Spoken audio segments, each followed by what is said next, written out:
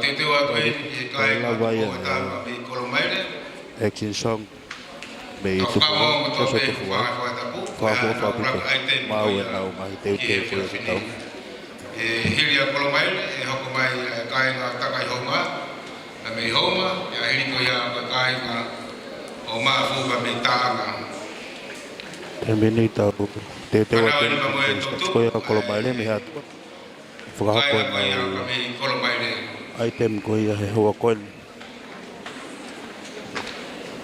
malo ito fana tonga tau tari ta fo ki nga hi fo kau fa tapu okay fo mo ni ya o pot ngawe e por kala ma pe e ti seba ka nga ta yo no fo fia o Christmas tau tari le tau fana ko pa me nga fi tu ke na yai o te tonga ma ba apa ibeo kama e whafonua. Wha pito e... Palu e kina tolu e whaitau e Christmas whanau e a koe. Whaitau whaingata tahai ni whanonga anga a e tala o whenimui. Tō mai a e... Mumia mai pēngi teo e sen whatata. Pa me he kāinga o kōwata pa me kolomaire. I he hoa koe.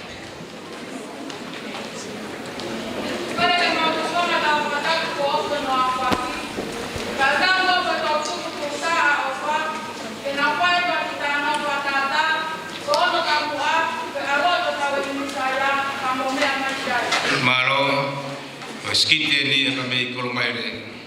Mai ko ko ya, e tu na le sa agosto, que to na ga ya mama ka ko. No re mo. Ko tu me asisa, to na ga ya mama ka ko. No re mo. Ko tu me asisa, to na ga ya mama ka ko. Ya pala na ka mere mo so sipa, ona aru na sa le ki ka le ni.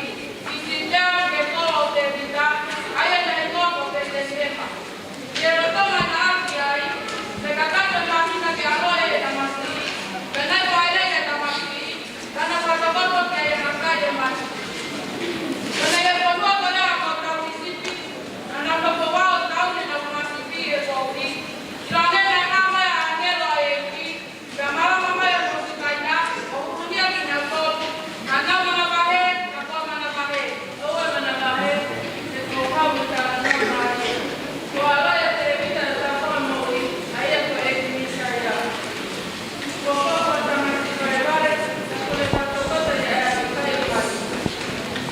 Ulo tonga ni, ulo tonga whahoko atu e whanau me kolomaire. E talanoa koia o e alo i.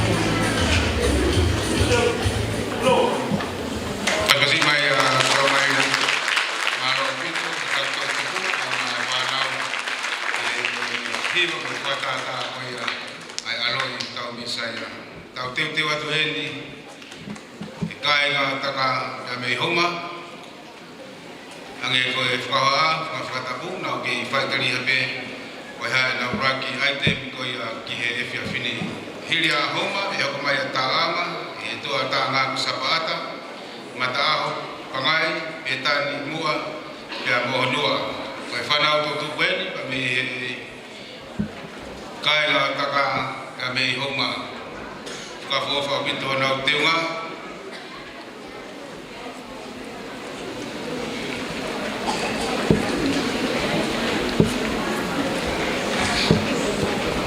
Ala pito ko lava e extinção mo tana fatata ko me kai nga o te powata me Kolombaile ko tau hoko te tai mini ki kai nga ko ia taka ho mami oma maro fa pito na te pe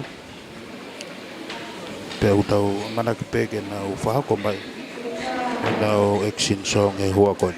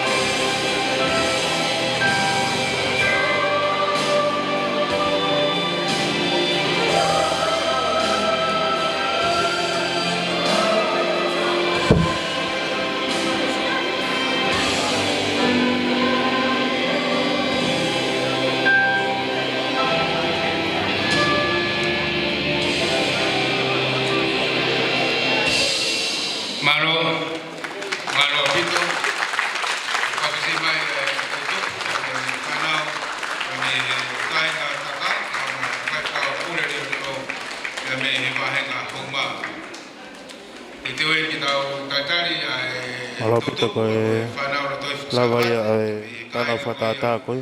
o ta anga O extinction ai whahako koe ia me he wahanga homa. Whafofa pita. Mai no pena e whai e teo teo la. Ni polo parama a koe.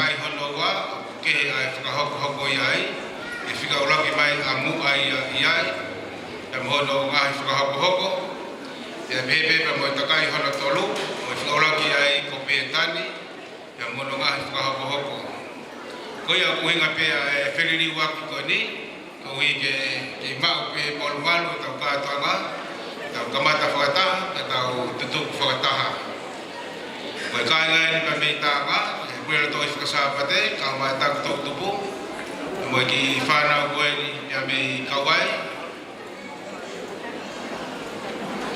Ange koe whakamu ai proklama pa meo pot ngawe, tau whamo ni e Krismasi koe o tua i puna, o ku tau tauhi pia molotu ki ai.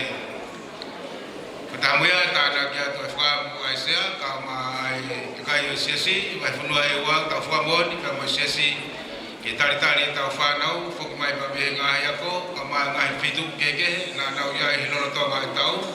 E kai mo ia whoki, ke maru ia pe tau whanau, e whaetau o e Krismasi, e whaetau e ni o kai toi vai ai whiri o setane, i hono lama e tau whanau. Ka mo mea mai, o e whanau tau tupu e ni pa me i tānga, a me e whaelotu mo i maa ni. Ulatonga ni whaki ulatonga whakatutu atu ai action song ko ia.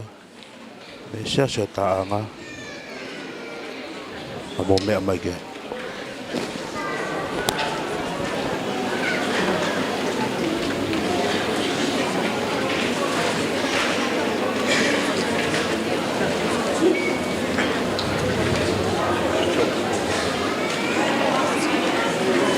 DJ Mau.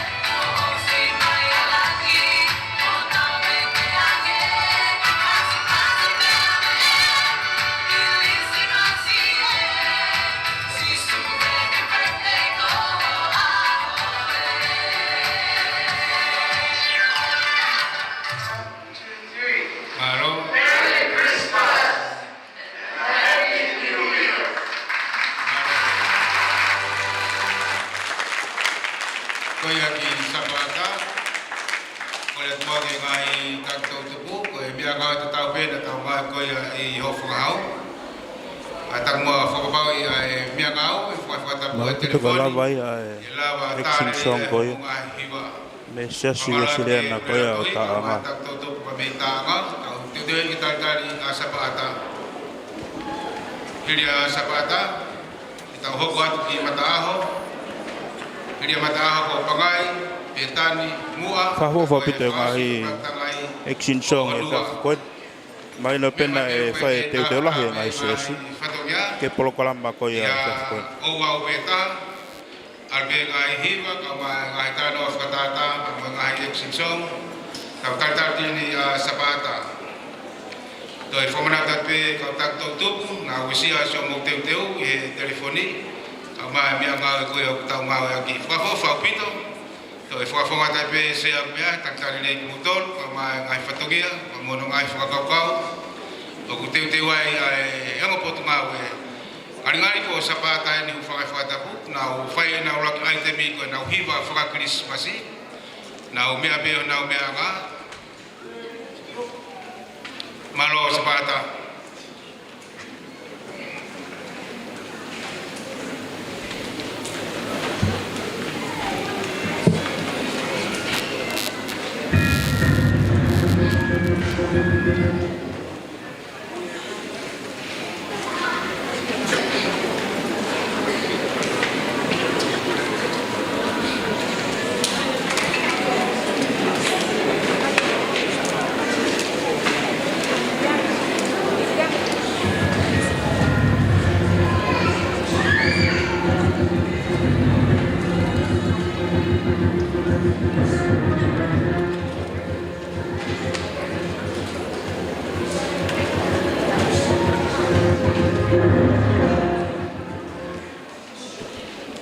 Se sena sapata.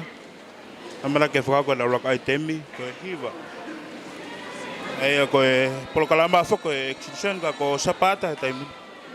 Na u whakako atu e na u hiwa.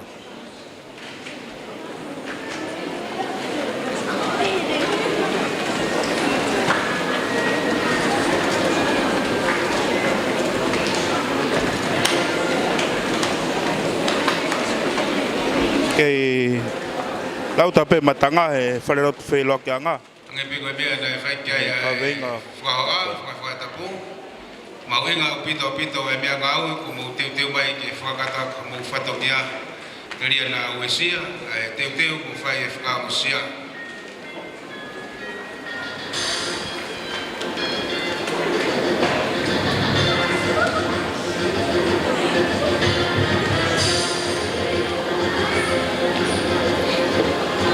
Ai koe siasena sapata. Teu atu e nau hiwa Christmas. I he hoa koe ni. Whahuawa pito nau teu. Tautari sapata, Te wahina pe. E tau kautaha koe ni. E whakawhanua a live stream. Ke whakahapurere e tau whatokia ki tua preama, tau inas whataha e moe kai ngā eua katoa pe. E otumuri ka ngā ai ope. Mau pe ngā whakamaro.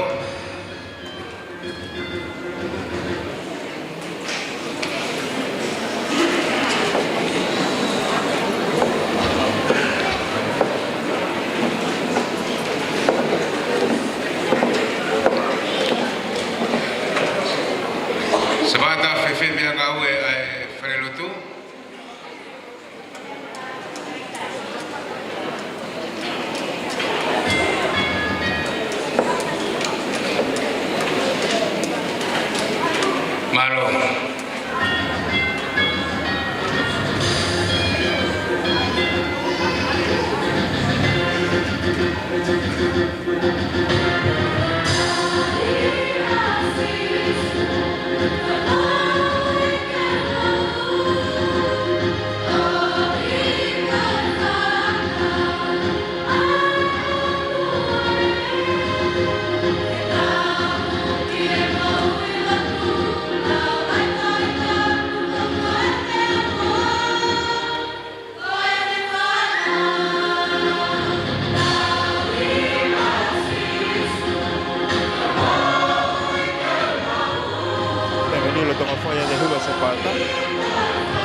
tau whaiva ko sesua e penisa.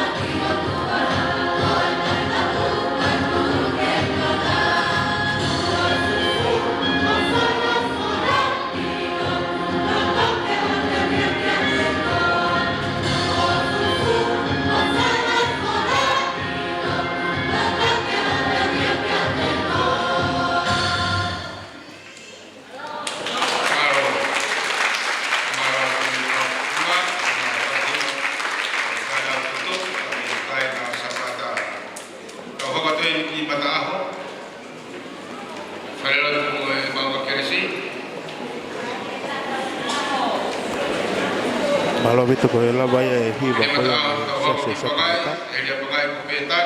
Maria pito na hiva. Ko se siwa e penisa. Hoka teni mata.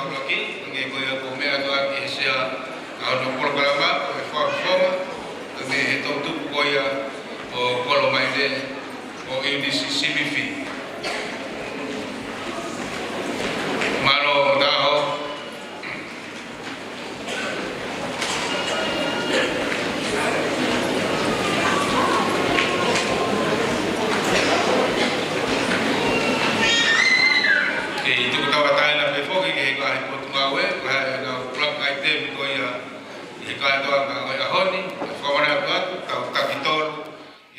Aitemi I he fiafini.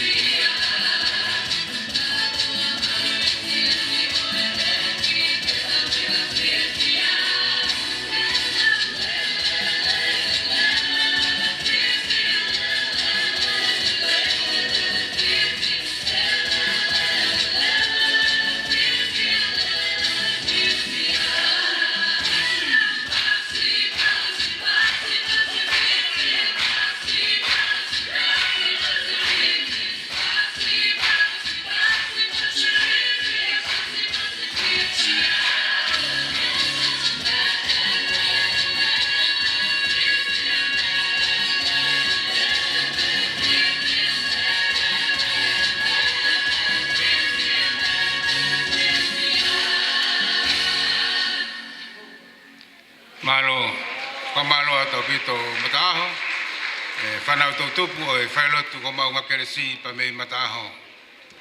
Ko hivaia, tau whiwhia, tau lele, tau pasipasi, ko otua ikuna. Pangai, whanau tau tupu pa mei pangai, pa mei api ko Peteri, kau maa vai sio ata.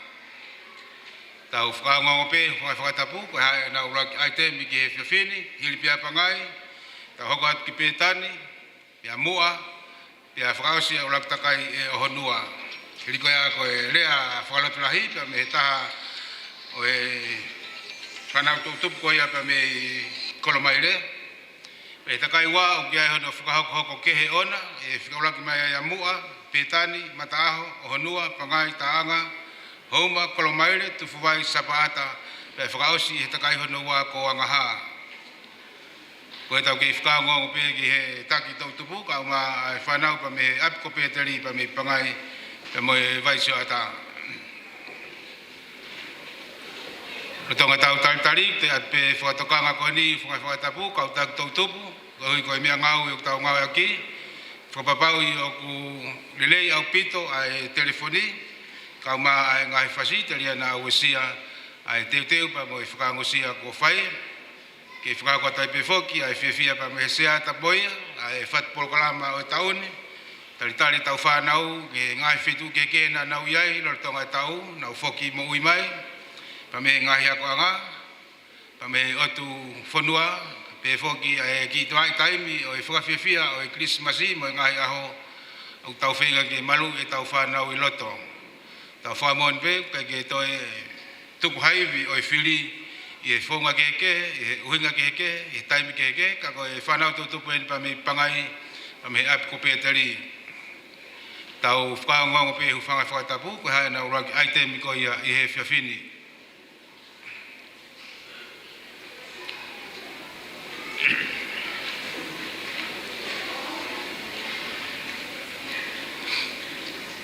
Malo pangai.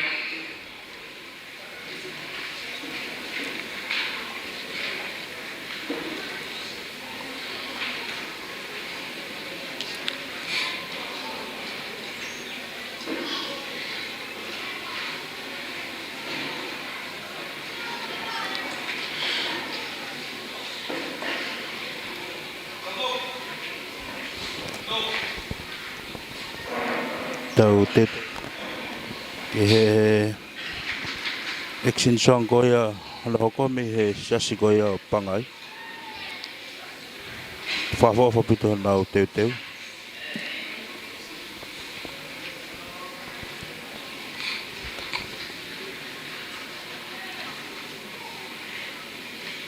Malo, DJ,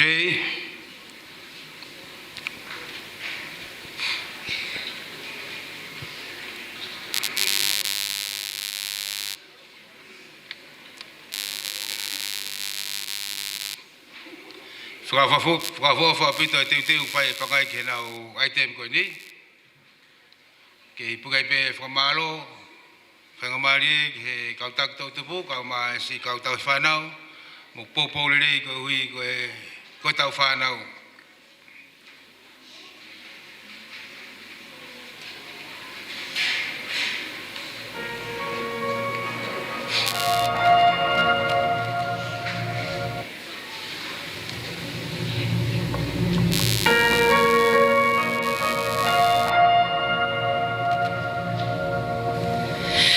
Love incarnate, love divine, star and angels gave the sign. Bow to babe on bended knee, the savior of humanity. Unto us a child is born, he shall reign forevermore. No, no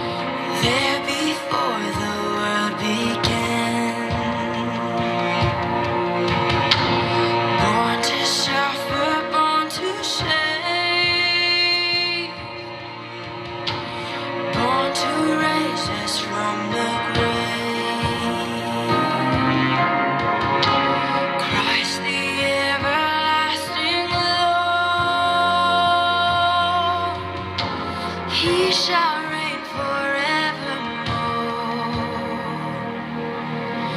No, no, come and see what God has done. No, no, story of amazing love, the light of the world, given for us. Noel.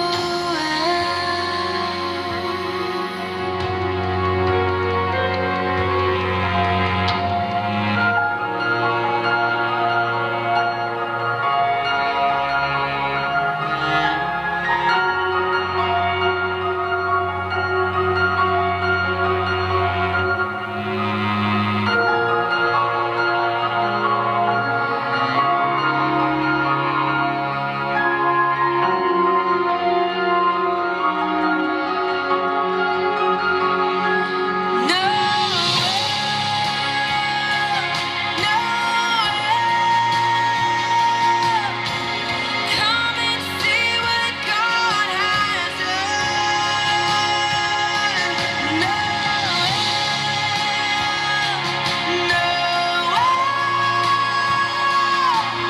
The story of amazing love, the light of the world, given for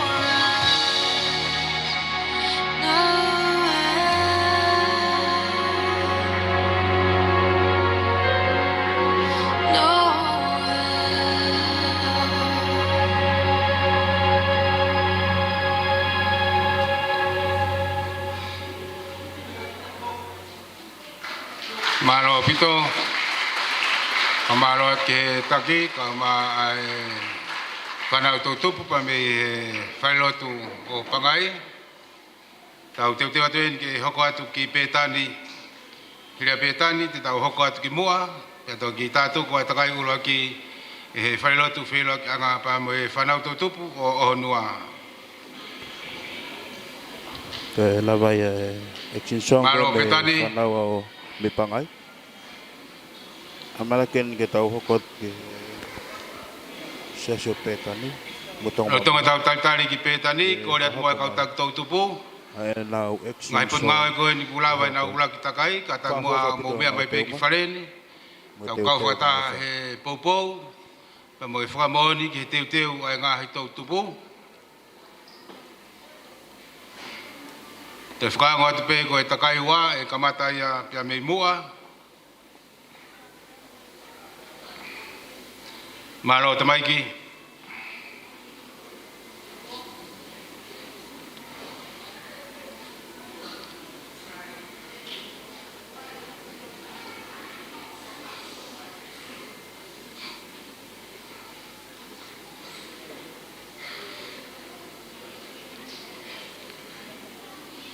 Tamakin pa me api ko petani. Malo.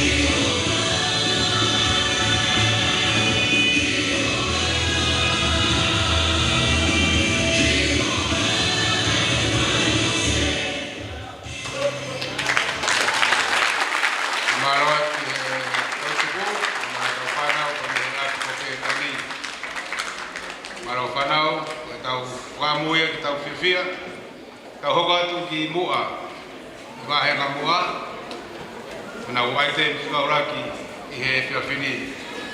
Te pe tau ai te me taha, e hiri koe ni a mua, tau hoko atu ewa ki Honua, I tinsong koia ko le tua ke whawhonga rea koe a mi he whawofa pito nau te unga. kolo mai rea. Kata mua kau ke ata pe whainga maari e min, ke mea mai ki muani. Teu, O i koe teu, o e rea ki kauraki, whala to rahi. O e kātoanga e whiwhini, hakolele i ona o e whatangia. kai ngai pa me mua, Hoa koni. mai nau hiwa, e uraka kai, i kātoanga o e whiwhini. Funga whanua e o live stream. Ko le mua ki a Eunice Smithy. Kata mua kau ke whainga maari, ka me kolo mai rea. Paula Boy Boy Kata Latu. mua ki te mea mai mua, hiri e whatungia koe a Honua e uraka kai. Sponsor. E whairewa e uraka rea whala to rahi. Marau pito, a koe whanau ka mai tautu koe, te me he wahenga mua.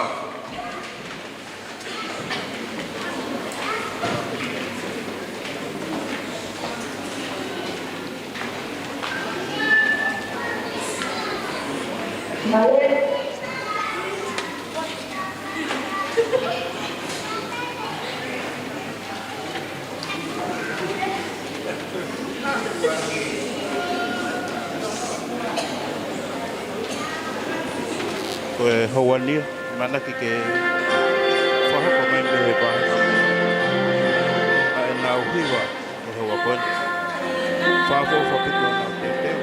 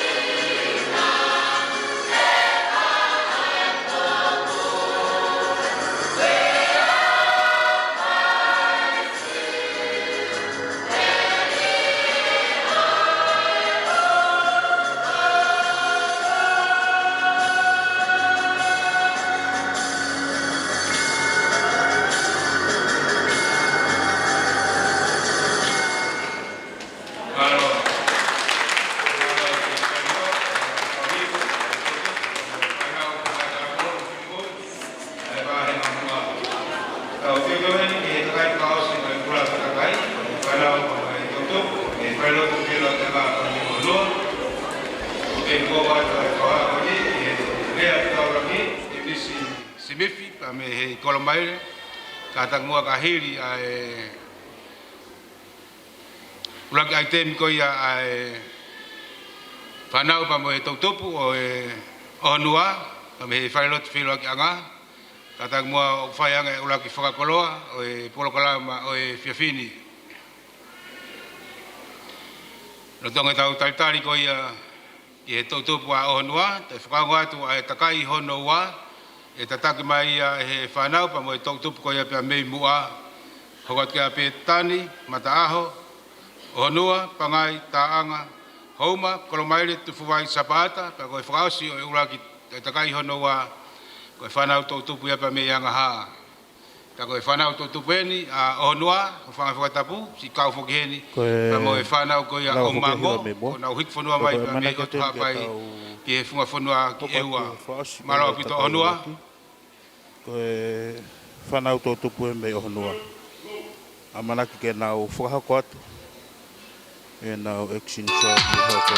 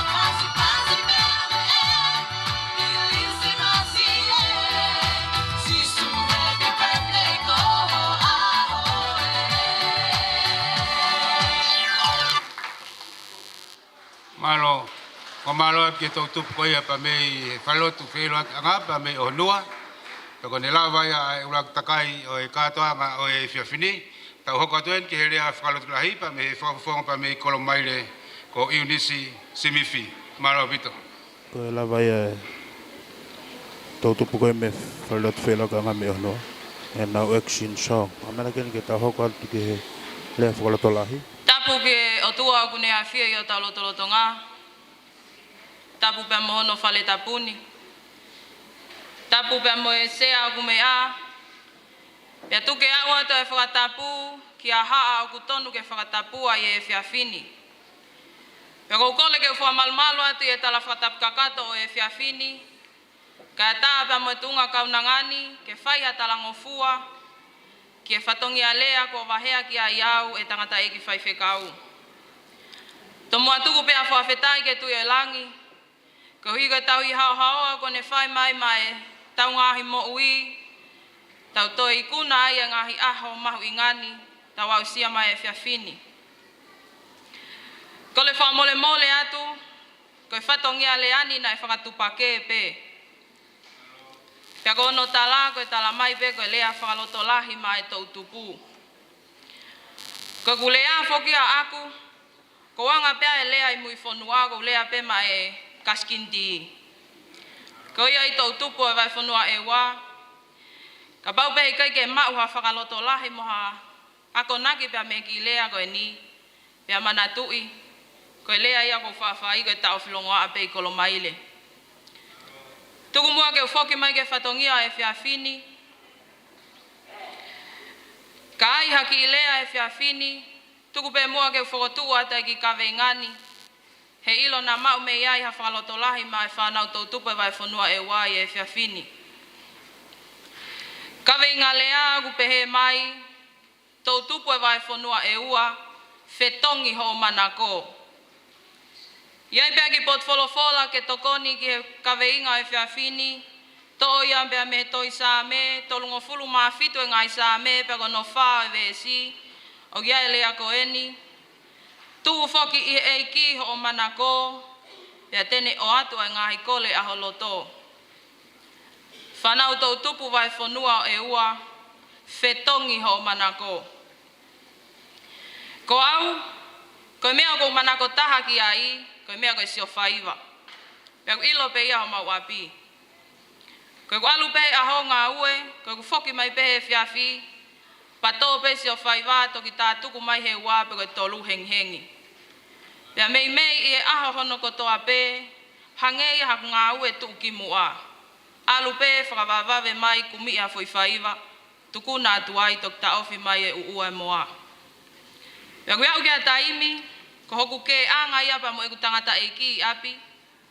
He nai hanga he me ani ia o ai au, ke ope nau toi tokanga au kia lot family he whiawhi. Taimi u lot family a tangata e ki e pongpongi, kai toi lava tu hake. Ko hui ko uvaiva ia he sio e fwoi whaiva. Ka neongo ia, ne hau lewa ka te au e whakaukau ko e ni.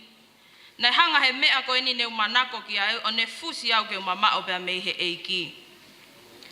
Ta tau tof peia pa mo ki tau tolu whanau tau tupu i he whiawhini. Iai pe ngahi mea kehe tau manako ki ai. O iai ni ihu nau manako hiva. Iai ni ihu nau manako sipoti. O iai ni ihu nau manako i he ewa pia mo e mata whanua. Iai pia mo e mea he taimini mamana au pito kia e tau tupu toko lahi mea wiko e TikTok i kape koi haa. Iai pia mo e ni ihi au nau hange ko au manako sio whaiva pepa mo tā noa ia. Lelei au pito pe ngahi manako ia ko e ni whanau tau tupu vai whanua e ua. Ka koe whehu i, o ku tuu nai ngahi manako ko e ni i he eiki pe i kai. Pe kune hanga ia o fusi koe ke toe mama o ai pe me he eiki. O iai pe taimi lahi ko tau tokanga lotu pe mo tau tokanga ki he mea ai lotu ko hi o iai e tau mea fie mau pe me he eiki. Ko tuai e ne mau mai ke li ake tohi tapu o ke li ake e lotu ka ke hopo atu o whakaangata tau ki mamani. Iai pepe mo ki mahaki pipihi a he taimini tofu hia e tau tupu toko lahi o kui ko eti. Ka ngau elelei hataha o si eti ia kui kai te hataha e tene whakatataua ia. Ka iai hataha ku talavou pe a hoi fua o si eti ia kai te hataha e o fia hake. Peka paua iai hataha i ki imawahe atu ke otu muli teke a o mahina e ua o si eti au vale lea whakatonga. Ko e whiawhini, ko hono tala, whetongi ho o manako. O iai peni ihi ia, o ku whetonge nau manakoa ki nau tolu o whakatatau ki a takai koe o ku nau iai. Whakalotolahi ana e whai e paula ke ki talavou koe ni ko Timote. Timote, o ana tuku ke whakaanga tatau koe ke mama koe ni, ka ke hoko koe ka whai taki anga lelei. Tau tupu e vai whanua e ua, whakaamu pe o kui kai ke tau kau ihe e ti, ka tau mui koe ni ko Timote. Ka pau ko ho manako he taimini o kui kai ke hoko ia ka whai taki anga lelei, whetongi ho manako. He kai lava o tuu e te manako a kita iha mea, he kai ke te au sia halelei ai. Ka pau e tuu e te manako i he eiki, e whai e o tuaia hono mamana, koe whakaaia ngā hi kole hota loto. Ka pau ku ke kole maama maha o whinga ako, tuu ho manako i he eiki. Ka pau ku ke kole ngā welelei, whetongi ho o manako ki he eiki. Ka pau o ku ke lolotonga nofo kole hao huse pāniti pe ko hao waifi lelei, ave ho manako ki a sisu, ka ne hanga o whakaaia ho loto. Te eki ke te kole atu e kita, o si whaka otu laine mai e otu aia, ai ngahi tāpua ki pia mo ngahi monu i ai o tau alunga. Tau tupu e vai whanua e ua, koe hai tūkunga u tau i ai e whiawhini. Tata iku pe taimi, pe tau talitali a Pilinisio e Melino, pe tau osike wafe wa tolu, koe hae mea ku tuu ai e tau manako. Te eki ke tō muia ke whetongi ho manako. Whetongi e manako e wafe wa tolu, tali e tamasi i ko sisu pe ke manako ki ai, pe ke heka atu ke wafe wa whaa, pe moha manako ku tuu i he eiki. Whetongi ho manako ki he eiki, ka ne whakaai e ia ngā hikole a ho loto. Tala monu atu ki he teuteu e kilismasi pia me tau fo'ou. Tawange ke mou mau ha kilismas fia, pia moha tau fo'ou whanu tāpu e kina o whātu.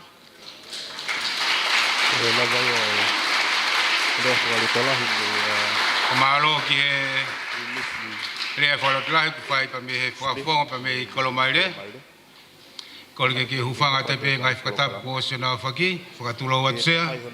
Tūma ki hoko atu e kātoa ngā ki he takai honoua, o e kātoa ngā, o e te ahoni ka uma ai tau whakakoloani, ko e tau takai honoua ke i tū te tau ai pe tau tūtūni, whangai whakatapu, mō whaitariha pe ko e aha mō ai temi honoua, ko e mea pe o kuliriu ai, ko e tawhamalai i he takai honoua, ko e whailotu ko ia, pa mo e tautupu e wahenga mua, hoki a pe tani, mata aho, honua, pangai, taanga, houma, kolomaire, tufuwai, sapaata, pa ko e tātuku i he takai honua ko angaha. Fia pe ki tau taitani rei heni, a tautupu ko ia pia mei mua, pa mo e kamata o e takai ko ia honua. Malo apito e taki, ka uma e whanau tautupu, pa me he wahenga mua.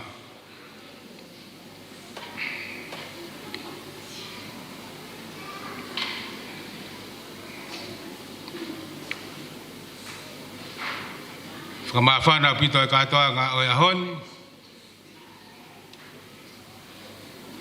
Ke i whafonga tai pe a e whaifkau e ngopot ngā we. O kona tolo e polokalama whakakilismasi o e tauni. Ka ko e whanau en pa mei mua, maro mua.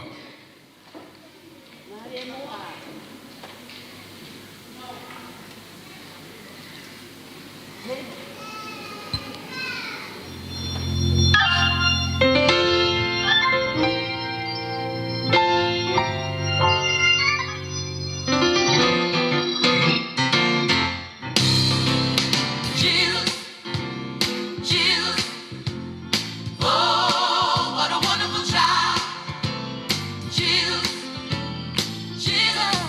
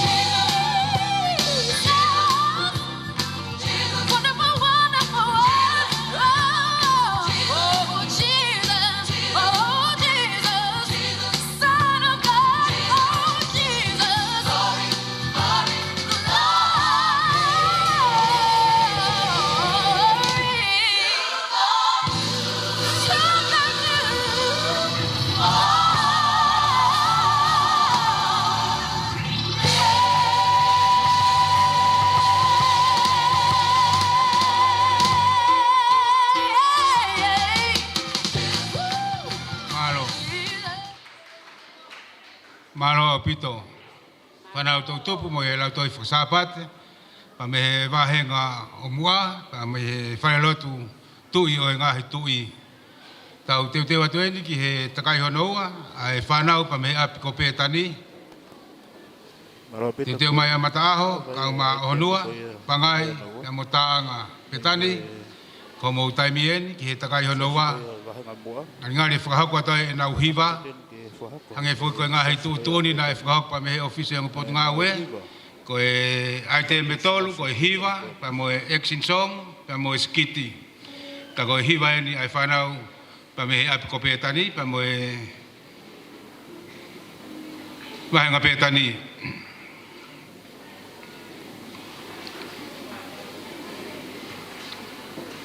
Malo,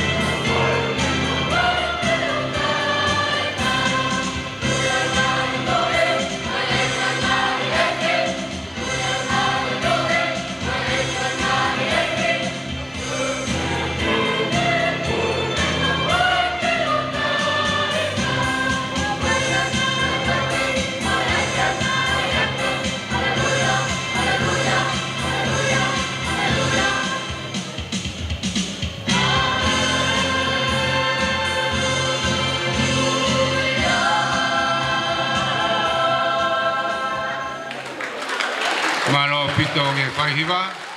Kama kau hiwa maari e koe pa me he api kope e tani. Kamalo at pahiwa.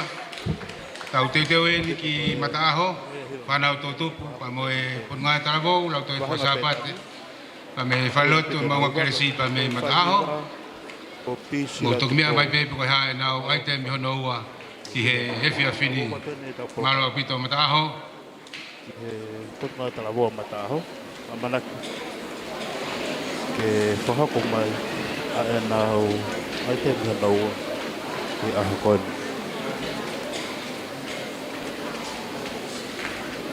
Rotonga tau taritari koe ki mataho ki whakawhatai PSA.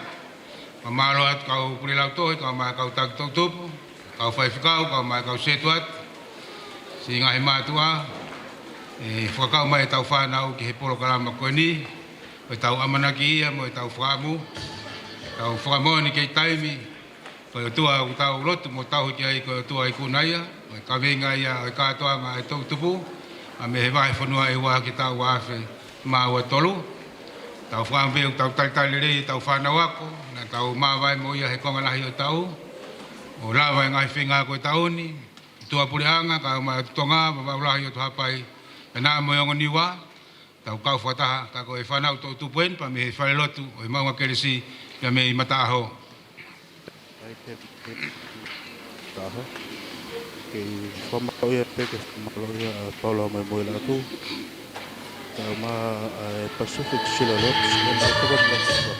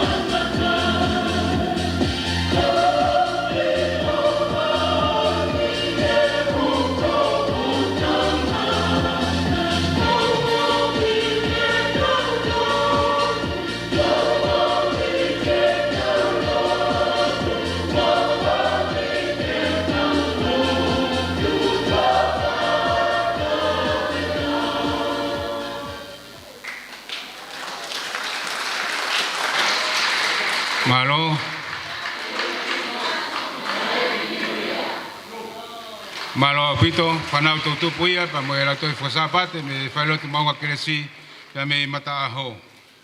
Ka malo atu ki e whaifkau, ka ma e ka ingalotu. Te te wate niki he whanau pa mo e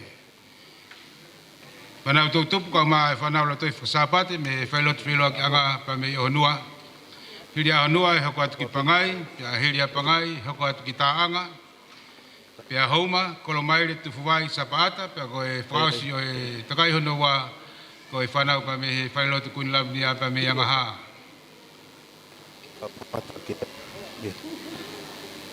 Whai ka pare koni, tau ke tau hoko atu ai. Kei whakamaro atu pe, mo kei mea wholoa, kei whakalangangi i tau whanau, he kātoanga koe ni kua whotutu pa me he ongopotu ngā ue, kei tauhia ke tau whanau, he ngā hai whio ia ngā whalau maari, ka mai tau kei whakamon, ko tau otua, koe otua i kuna. Te atai pe whamanatu, ki a tiki motoro kau tau tau tupu, mo ngā ke tau mea ngāo e whakareo lahi, whapapau i mua ku whainga maari e pe, ai mea ngāo e ki whaiaki ai whatongia e tau whanau. Te atai pe kore kau tau tau tupu, motoro ko ia kulawa mu takai wā, mo ka tau pio tauhi mai pe ai molu malu, e tau kātoa ngā, mu mea mai pe ki whailotuni, ki tau whamoni whataha, pa mo ngāhi tau tupu.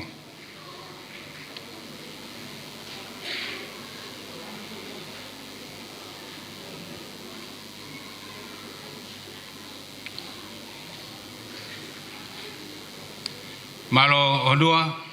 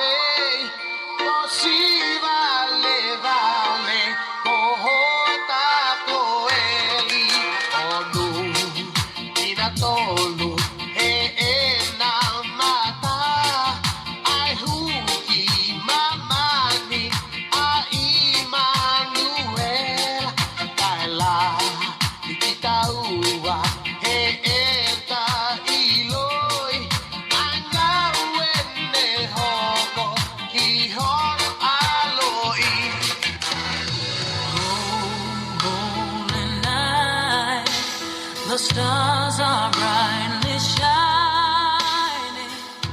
It is the night of our dear Savior's birth. Long lay the world in sin and error pining till He appeared, and the soul felt its worth. The thrill of hope, the weary world rejoices, for yonder breaks a new and glorious morn. Fall on your knees, oh, hear the angels' voices, oh, night divine, oh, night when Christ was born,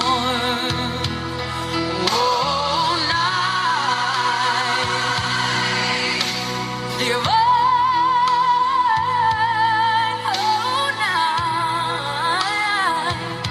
oh, night divine.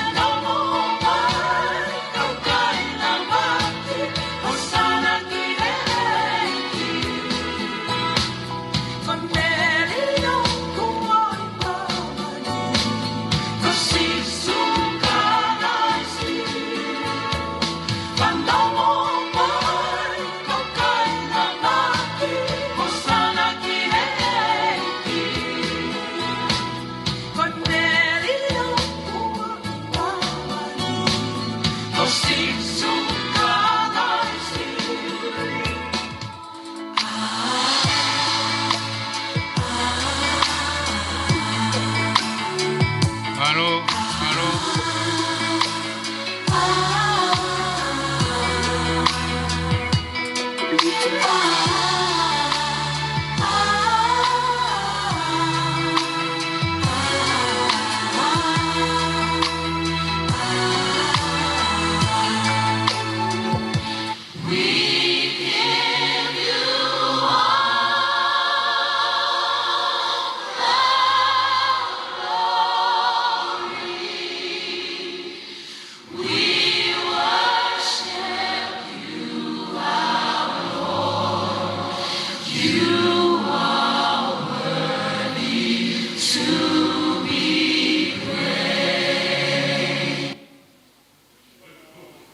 Malo, kumalo topi ki taki kau ma ai whanau tutupu pa me whailotu whilo anga pa me honua. Tau teu watu en ki pangai, hilia pangai, e hoko mai a taanga, hauma kolomaire, tufuwai sapata pe ako e whanau pa me whailotu punam nia pa me hanga. Ina whakausi ai takai honua. Whanau en pa me apiko peteri, pa me pangai,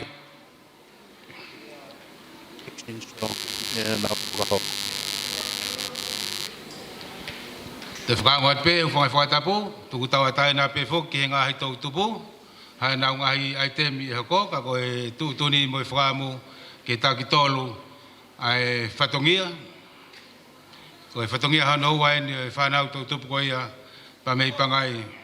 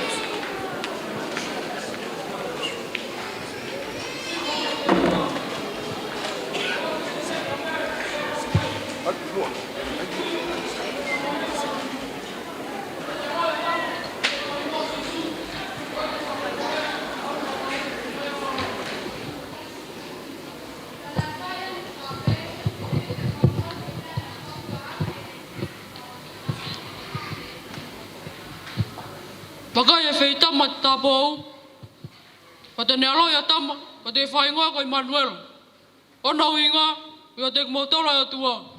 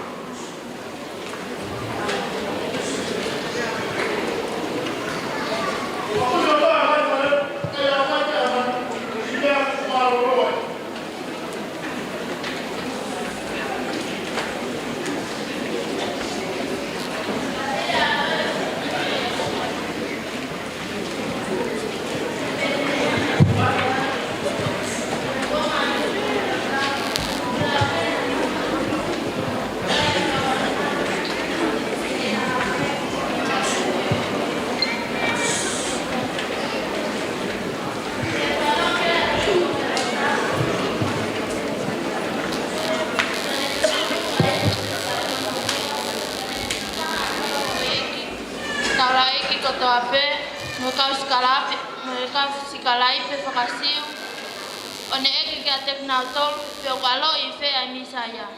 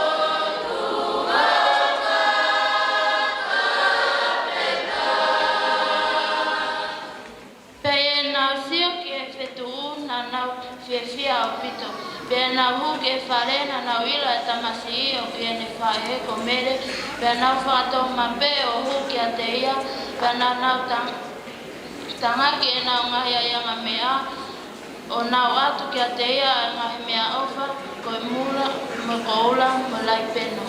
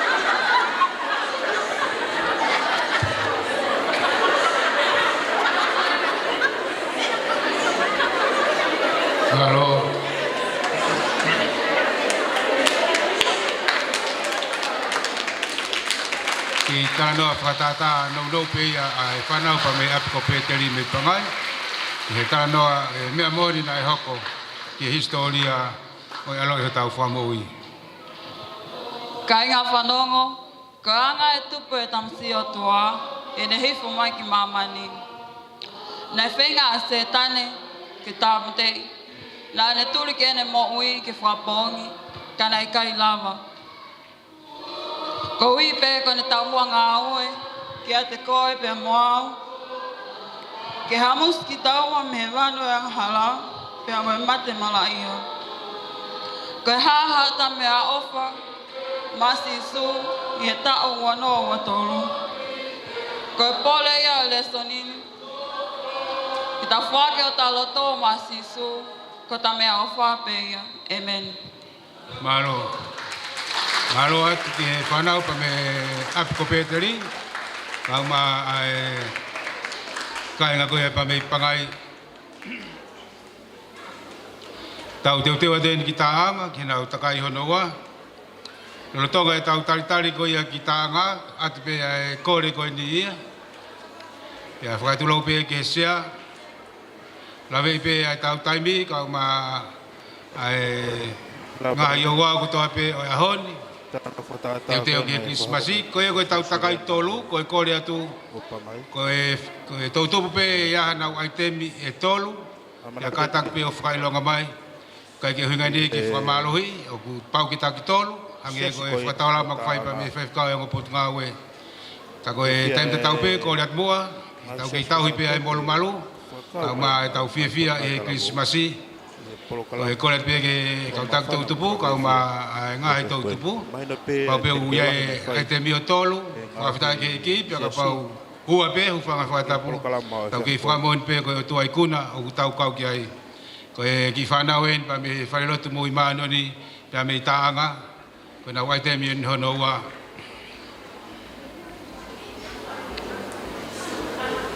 E hilia taanga, e hoko atu ki houma. Pea hilia houma, ko kolomaire, tufuwai, sapata. Pea ko e whakaosi o e takai hono wa, ko e whanau pa me wharelotu o kunlapnia pa me i angaha. Ako momia mai, ko e whanau en pa me i taanga, maro taanga.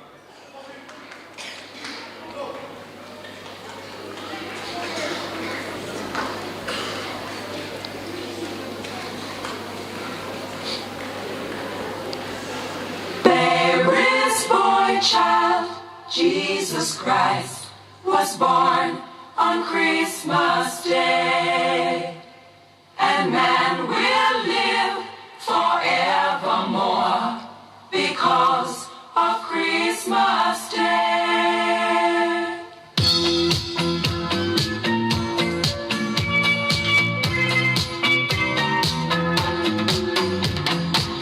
Long time ago in Bethlehem, Holy Bible said,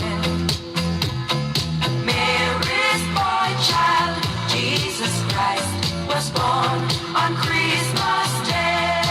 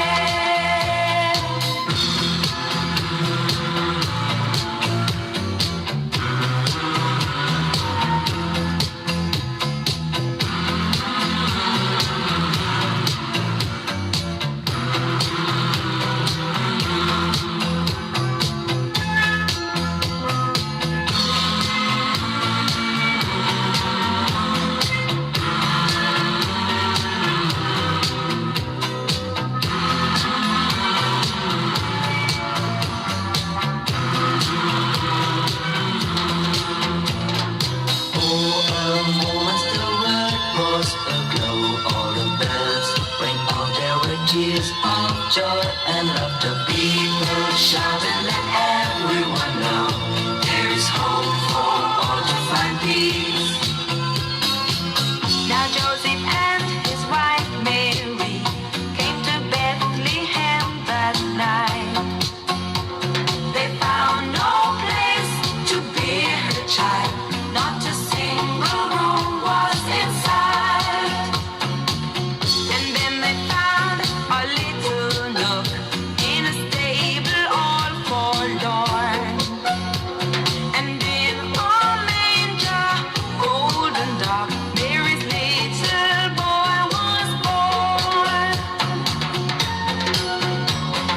Hark now, hear the angels sing, a king was born today, and man will live forevermore because of Christmas Day. There is for a child, Jesus Christ was born on Christmas Day. Oh, a moment the world was aglow, all the bells rang out, there were tears of joy and laughter. People shouted, let everyone know there is hope for all to find peace. Oh my Lord, you sent your Son to save us. Oh my Lord, your very self you gave us. Oh my Lord, that sin may not enslave us and love may reign once more. Oh my Lord, when in the crypt they found him. Oh my Lord, a golden halo crowned him. Oh my Lord, they gathered all around him to see him and adore. Oh my Lord, with the church's adoration. Oh my Lord, there came great jubilation. Oh my Lord, and full of admiration they realized what they had. Oh my Lord, they had begun to doubt you. Oh my Lord, what did they know about you? Oh my Lord. Vai vai ki ai ai ngahi hau kini ma ona puno hau ai kakai nano pohaisi ya ona puno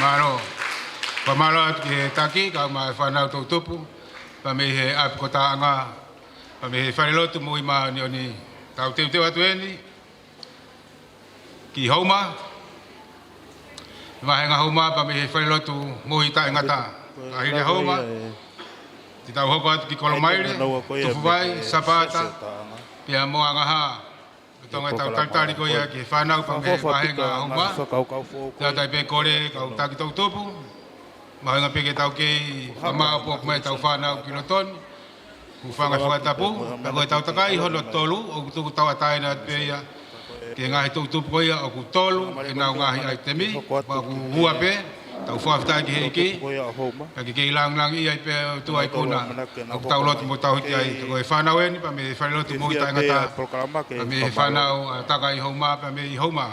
Paula moi la tu. Pe foki ke Pacific Sila lots ko ia P Sila pe mo friendly ki free vai. Yo no papa ke forma fola pe proclaman he pe malo opi. Forma fana opito ai ngai teu. Kama talango fu au fai ke hirio e Christmas ko ni Ko tua ku tau whamana tua e ne hoko tangata mai a Sisu Christ ko tau whamo ui. Ko e tua i kuna ia. Ko e whanawen pa me whanelot mo i tangata pa me homa.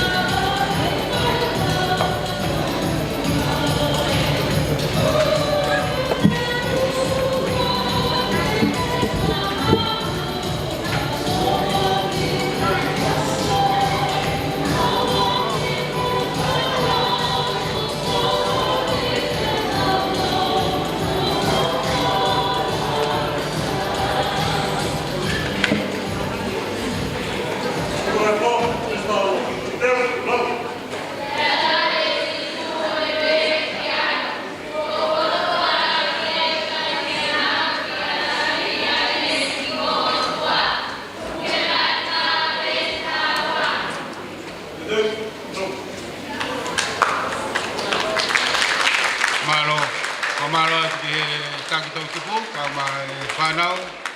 Tau te whisapate pa me whailotu mo i tangata pa me homa. Tau hoka tēn ki Kolomaire. Tau ia tai pe whanongonong ko ni, kau taki tau tupu. Ai whai pe whakamu ka pau e tolu e tau ngahi ai te mi. Ko la vai e Ui whako tau kātau whakasien whakawai whanua. sesi ko ia. Ula vepe pa me ngahi o ngongo, ula wa tonga tap, kau ma ai ngahi vai whanua ke ke. Ko toi pe ni ai vai whanua e wa. Ko tau polokalama ko Kolomaire. Ke tau Ko ke ai a tufu vai, sapaata. Ia whakausi ai takai hono wa, pa me whanau koe pa me whailotu kunam ni a. Ko tau takai hono tolu, o kutuki tau atai na pe ia, ka pau kia ai tem ka tolu. Ia whakahoko, ka pau gua pe, whakafutai ke hiki. Kai pau hingai ki tau tuku hifu ai kuna, ai otua ku tau inasi ai. mea pese Ia kua ka pehene vai tau takai hono tolu, e ka mata mai ia e mata aho. pure le ole. Wang mai e whitutak, pa me he whaifkau, e mahe ka petani. Ko malo ia pe. Tuang mo e whakamari, mai ngahi putungai ke he. O ki whai e tokanga ia e whaifkau ke whatungia ke he pe. O siasi, ko le whamori mara pe petani. Pe mo mamata mai. Ko e whakataulama pe he pe, ka pau kua pe ngahi ai te me ia ngahi putungau. Ko ni kaunere ia ke ia. Pea ko e kore mua ke kau tak tau tupu. Ko katang mua ke i tau hipai pe tau whanau ki Lotoni. Tau ke i whakabon ai pe, ko e tua ku tau kau ki ai, ko e tua i kunai ia. Tari tari rei tau whanau ako, me ngai whaitu ke kehe o tumuri. Kau maa e o tu whanua i tonga tapu, ka wau, hapai. Tau kau whataha e whanua i ahoni. Pea ko whafunga tau sea ka tau ngai tari tari rei ki mutol whanau ako. Kau maa e tau whanau na he o tumuri i ngai whatungia ke kehe. Pea ko e whanau eni, pea me i Kolomaire. Mo mia mai ki ai.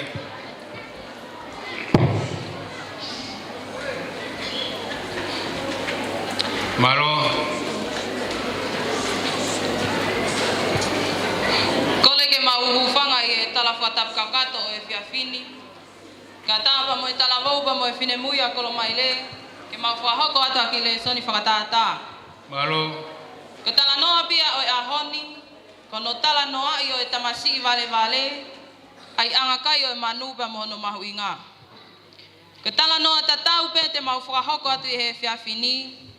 Kete mau feinga ho mau lele taha ke mau whakaha ia tu haai anga kai o e manu i ono poni ka mau mea mai ki ai. Tokua na ia hango mātua, ne na whanonga mai ia hala whanonga loa ke whakatau mua ki ha kolo e taha. Ne na whakaofi atu i ha whale, tā ko ha whale o ha whamiri tu umaalie, ka koe whamiri lotu, na lolotonga whai e nau lotu Krismasi.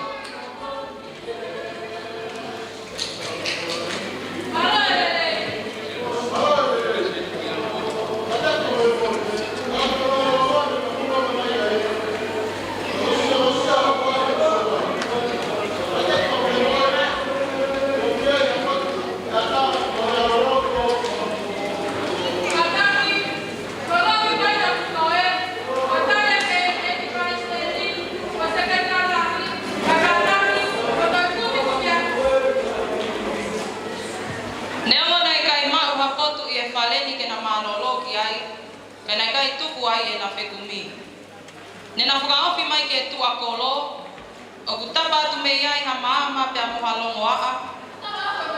Tā koe whale ni o ananga o kau kai haa kau, ai kau kona a, mau kawa malo i tapu, me mau whai to kona tapu, pia moe kau mo ui whakalusa i he kolo. Nena whakaofi atu moa amanaki, e mau ha wheitu uai ke na malo loki ai.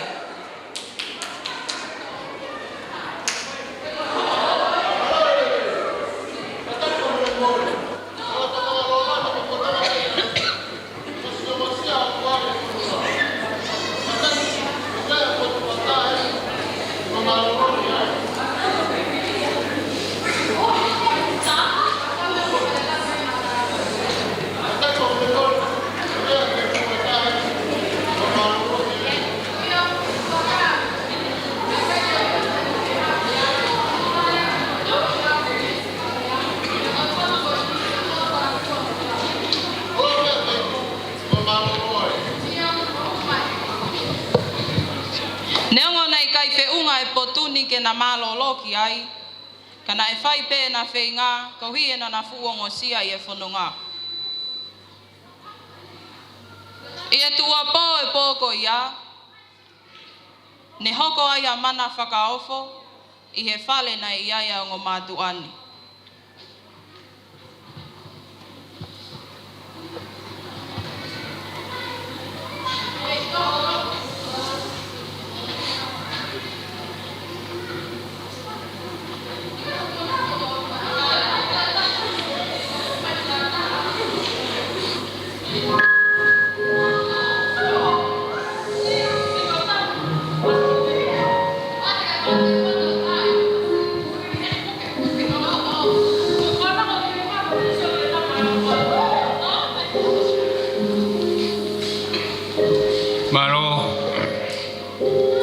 Malo kalau mai dia.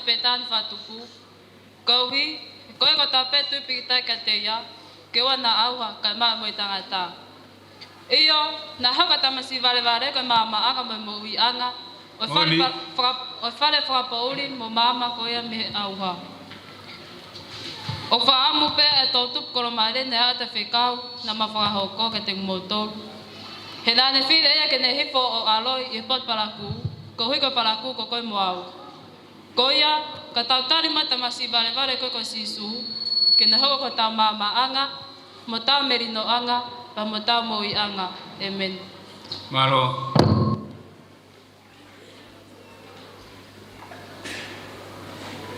Malo kalau mai le. Whakatokanga o whai ke tau tupu.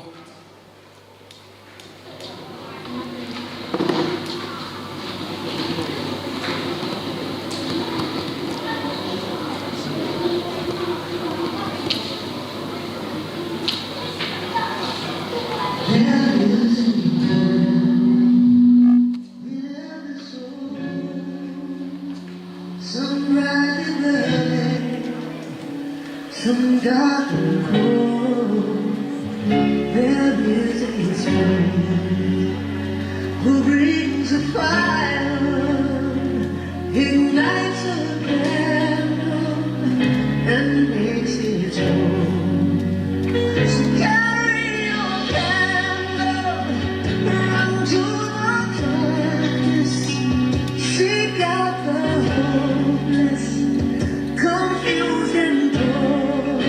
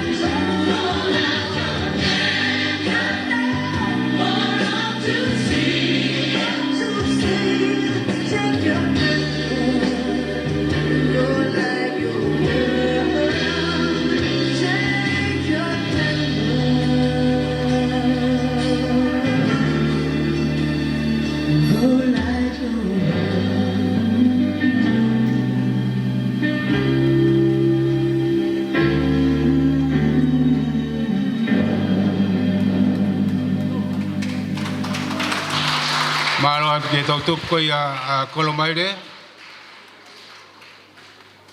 Lawa whatongia e takai hono ua. Tau teo teo atu e ni ki tufu vai. Taka hiri mua tufu vai, pia hoko mai a Sapata. Pia whakaosi e takai hono ua, e whanau pa me hi whairotu. O kunilamnia pa me angaha. Koe ata e kore whamori ko ni, ko hi koe whanongonongo ane nai ange. U te whakako mai kulawa pe ai temi hono tolu a pe tani. Ko mataho e ni ku whakapapau i mai. E ke naungata pe he takai hono ua. to e kore mua kau tak tupu tana koe pe tau whanau kilotoni ki tau pe molu malu e tau katoanga kau mai tau whiwhakamoni aki koe tau ikuna hange koe mea ku whai esea e ulaki aho kau mai ahoni koe o tua ikuna ku tau lotu mo tau hiki ai koe whanau en pa me he whalotu whitu i keresi pa me he taulanga tufu vai malo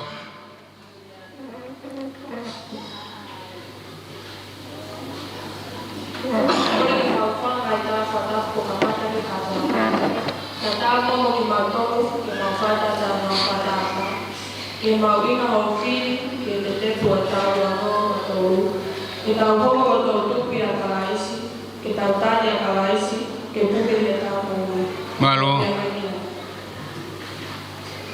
itu kuakuna yang kuna oyo to kapo ai me aku vai ye wano bator pagona o kaka ne mai pe papasia mo papai kaka kai pe la kaya te ko no moni te ke papai pe ke wano Because kalau pun muka apa, muka alo ini bangun.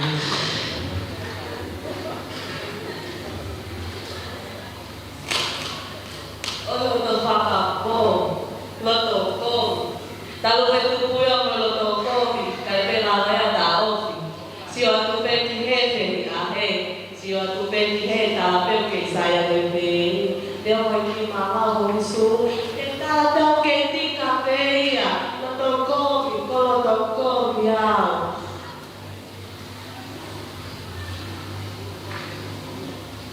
botak mai Oh ya, apa? Tiga. Cô bên đây kak, tôi hiện tại cũng đang làm tôi bây giờ làm ăn thôi à, làm ủi à, bây giờ về làm tôi, cô bên đây làm phụ ba bên đây phụ qua kia cả, cô bên đây làm bài, ba bên đây họ có bài tàu phụ, tàu game pha tài thì à cô ta cả ngồi lôi, kalau tàu cô biết tuổi về ngày đi cái tốt hai ta các cái thủ năng của bạn có vào làm một lần ko fi boto tu ko nai mai ko o sa ni be ta ba ma ko ta mai ada cô bé cái cái của mày nó mà cái cô mày ở bên nó phá là cái là hố ở bên nào tốt một là cái gì một là sẽ con kuliah wala wato ya osi ko awa ya mole me awa na adama osi ya mole lege mo te he ya ke taira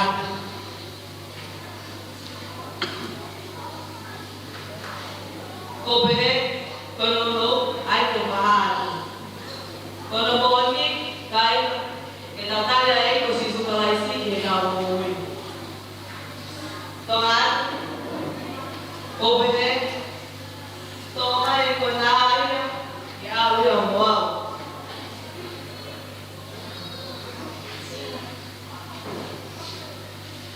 No pokok mo na para na tomai. Amara kita mo kita po.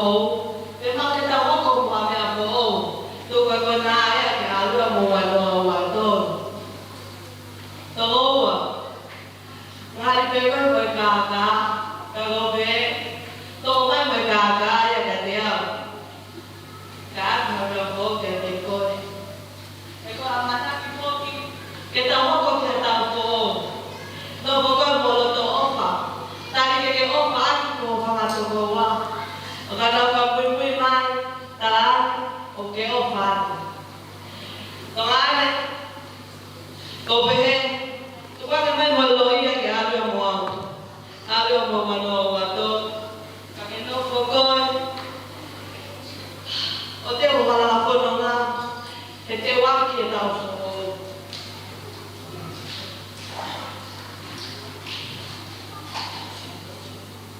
Fujiko.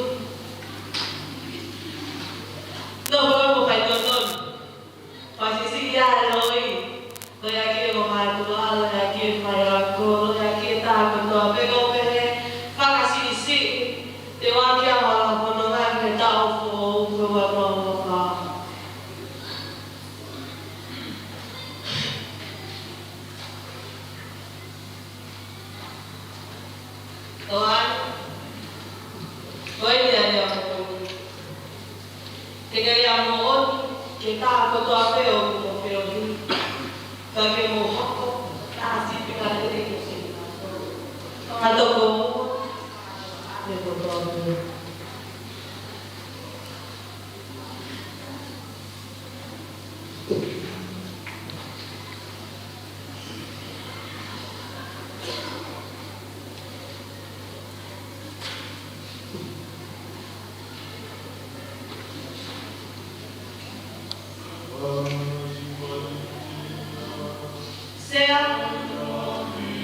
Kalau maaf tidak ada tanpa tahu tidak pui, tapi hanya tahu tanpa yang boleh. Tahu begitu tuh boleh baik. Dan itu lagi kamu.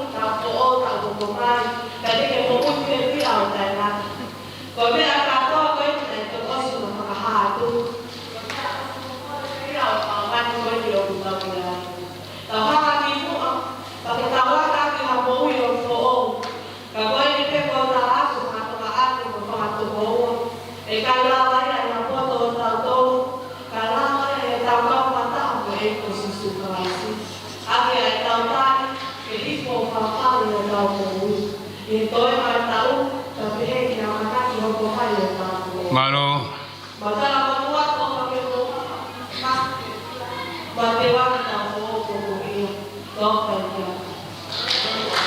Malo. Kamalo ke fanau, kamo tutup, na kuafu mai ai.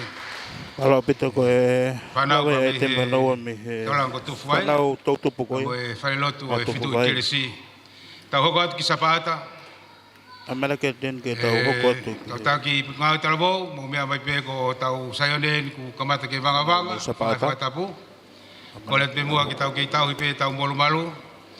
Ngai tutup ko ni nai ke tua, bukatang mua mea mai ki lotoni. Te tau takai taha. Te tau takai taha pe kakate tau fatongia ko ia ki tauni. Ai ku fam ki ai siasi, ka ma ai ngopot ngawe. Oi fanawen pa me sapata. Katak mua angaha, te mai ki he item whakaasi o takai hono wa. Pe koe rea whakaraplahi, whakahoko ia pe Ana Maria Tupou, pa me he whanau koe pa me i pētani.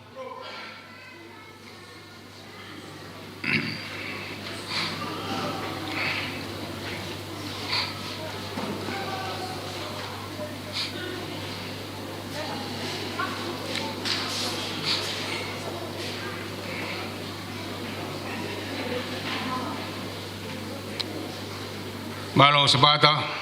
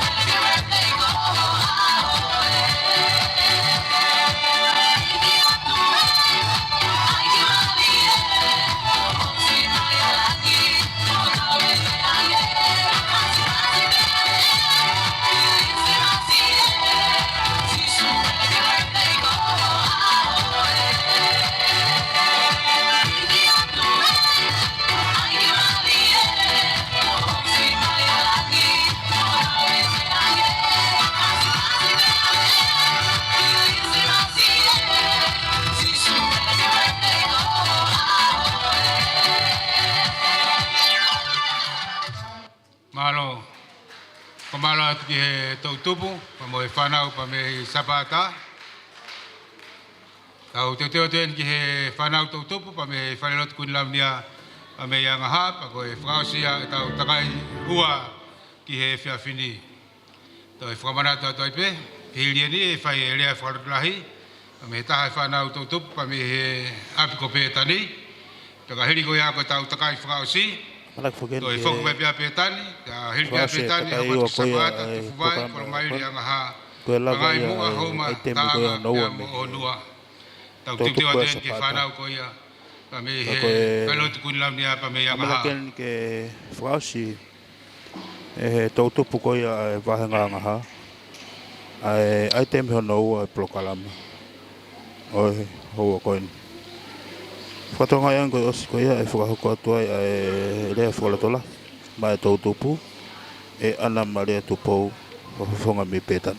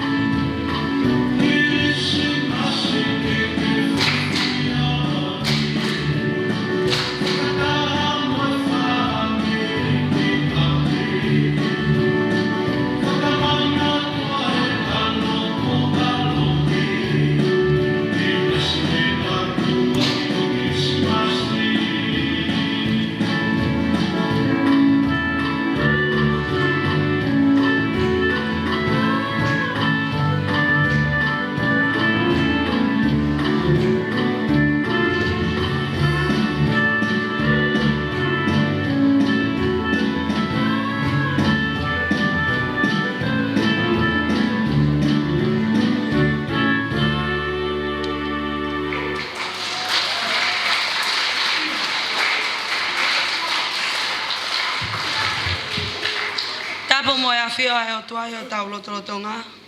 Tapu me poto tapuni. Tapu me se au me a. Au whaki mua e whakatapu. Kai ata mo e kaunanga tu a mo tailoani. Ke ufua o koloa ko tō mo oku e whiawhini. Ke uwhafofonga atu ai whanau tau tupu. Me he whailot ko tu ki mua o wha. Me pētani mo tonga mamau. Io, o ko kau he lau, pe au lau he kau. I e kātoanga whia whakatou tupu e waifon. Nua funga whanua ke tau anoa watolu. Sea, ka iai hakawe inga lea ia e he whiawhini. Ko e whakawhetai pe. He kanai tae oua ene keresi. Mo ene alo o wha ke whakaivia mo whakalotolahi e futau loa. Mo whonu whaingata ko e ni. E ikai a tau tolu a e whiawhini. Ko e tau wau mai ke mataturutulu e tau ko e ni. Mo e wha singa e tau. Ko ene keresi pe. Ma alo e ke i whakatotoka ia alangi. Pea ko e lea pe ia ki e whiawhini. Ko e whawhetai pe. Ne ongo hono, whepāle kina ki mautolu, tau tupu. I e ngai haa o e whanonga anga, i e futau loa.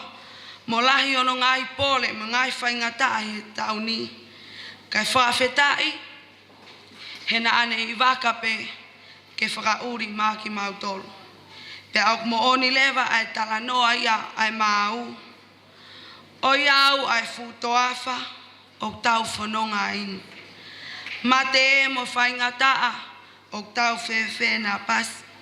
Ma alo eni e au sia whakawhetai e hao mai. Whanau tau tupu vai whanua e wā. Ko e tau au sia e whiawhini ko e eiki pe. Ko e otua o whai me esi. Pea mohu i e whakamole mole. Ne ongo ai pe ai whaingata i whanonga anga. Pe e lahi whewhe, pe e tuai, pe e wawe mai. Ka kua ke whakawhea si su ki o loto. Mo mo ui. Pe a tene whai e ia e mea kotoa. O ku holi ki ai aho loto.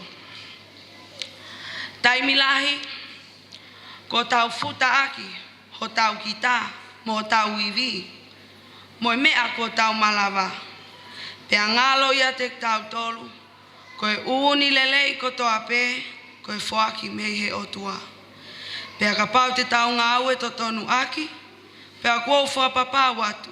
Te ke monu ia. I ho whanunga anga. Ko ia ai whanau tau tupo e eua ki he tau anoa watolu. O kua pore ia tuai ki mautolu. Ke tau tari mua si sukalais ke tau mo ui. Tau whakapapau i lewa. O tau tali ai pilinisto e melino. Ke ne nofo ia te tau tolu. Pea ke ne hoko ko tau tataki. Pea tene muamua ia te tau tolu. I ngai mea ko toa pe ko tau whiriki ai. Ka tau monu ia. O kua whafofonga i atu. Ai popo a kilismasi me he tangata eik whai whekau. O e whanau tau tupu me lino mo e loto. O e whai lotu ki mua o wha mei pētani mo tō mamau. O wha ke mo mau ha kilismasi e fia. Mo ha tau fo o whonu i he monu ia whoki. Le vai lea kauta tau atu.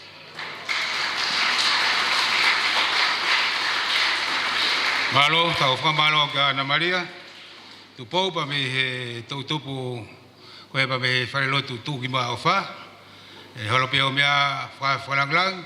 Ko e whaifkau kule leo e vai whanua. Tau hoko tai pe ki pētani. Ki he takai hono tolu. Pea ka hiria pētani tau hoko ki sapaata. Tu fuwai kolomai re anga ha. Pangai mua. Hau mata anga pea mo honua. Kamalo ato mo ki mea fuolo hifo. Kamalo ato mo ki fie poupou ke tau whanau. Hange koe whaana e whai, tau taltalere tau whanau, pa mehe ngahi ako anga, kau mai ngai whetu ke kehe o tongani, na tau mawai moia. Unu mai ai pungawe, e ako whakariste ane, kau mai pungawe evangelio ai kuiloa, mui aki koe ako potungawe i he seasi, ke whaitu ai polokalama koeni, ko whatatau ke polokalama, ko lawarere i a tonga iki, ka maulahi o tu hapai ka uma ai ngoni wa pok ta wa mai ni ko ta tu ko ni ka to nga ai ngo pot nga we ki tauni me he funga funua pa me ewa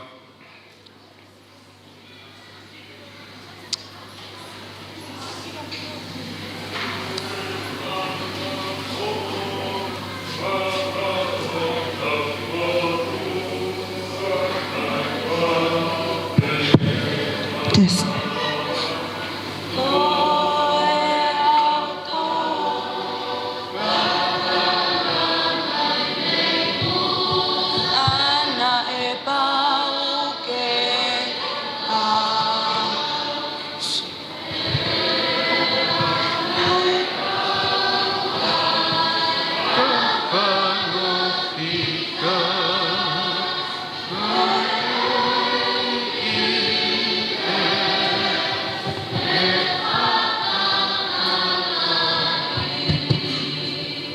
Kole ke mau hufanga tu ai pe I he lot lele I kamata ke tau katoanga I whiawhini. Ka tā mo ki mau tol ke mau whahoka ta ki tala noa whakatata no pe. Ko tala noa whakatata te mau whahoko atu o te whito ia I ki I foi whehui o pehe mai. Ko e ha ho mea ofa lelei e whoaki maasi isu I he aho kilisimasi. Toi pe ngā lau aho pea tā wao ke aho kilismasi. Lahi e whewhoaki aki mea o wha. Ka koe whehu I eni ki a te koe tau tupu e vai whanua e wā ke wanoa watolu. Koe ha ho o mea o wha lelei e whoaki maasi isu I he aho kilismasi. Malo.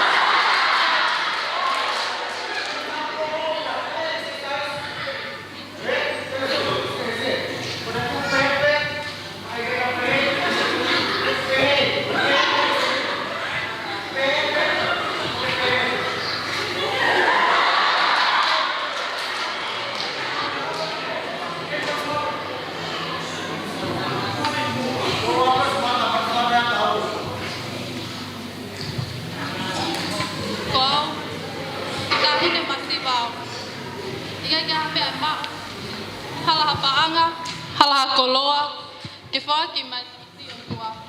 Ka kia te au mau whakaukau, ke whawaiwai a hok loto kotoa, ke whakia mai tamasi o tua.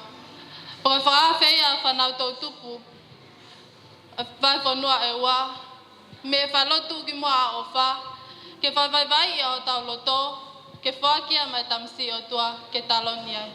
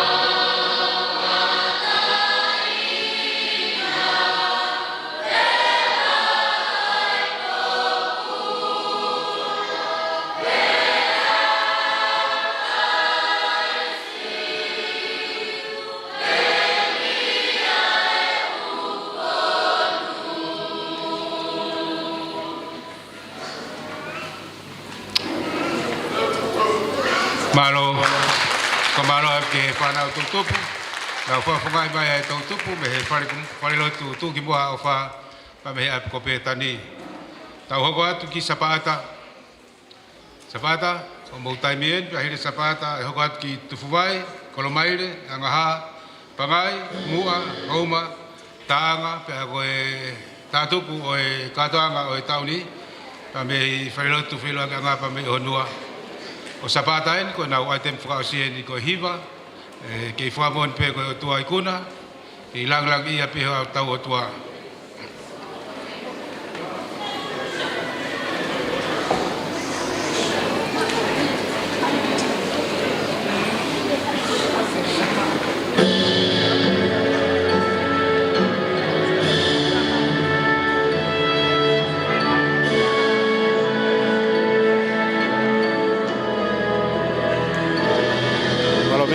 Vale con o gombai me totu ko Sapata na o item pausi ko hiva tola repito ko hiva Sapata pego na o fahiva ko sesiwa e pedisa.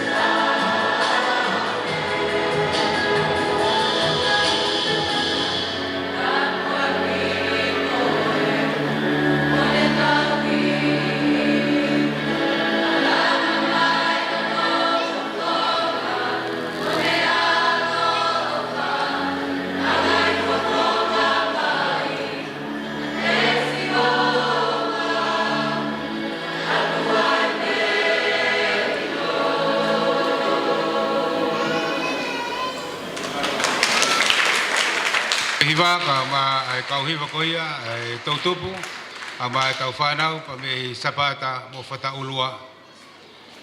Tau ono heni ki he taulanga ko tufu ai pa mo e whanerotu whitu i kelesi mo nau item whakausi tau amanaku pe koe hiva. Koe hiva ia. Mea mai koe ki tamsi i whai hiva heni. Kila toi whakasapate. Whakafoa whakapito nau teunga. Neongo ne ki haa whakapopo uri mai. Ka koe kaingai ni pa me taulanga ko tufu ai pa mo e whanerotu whitu i kelesi. Tufu vai.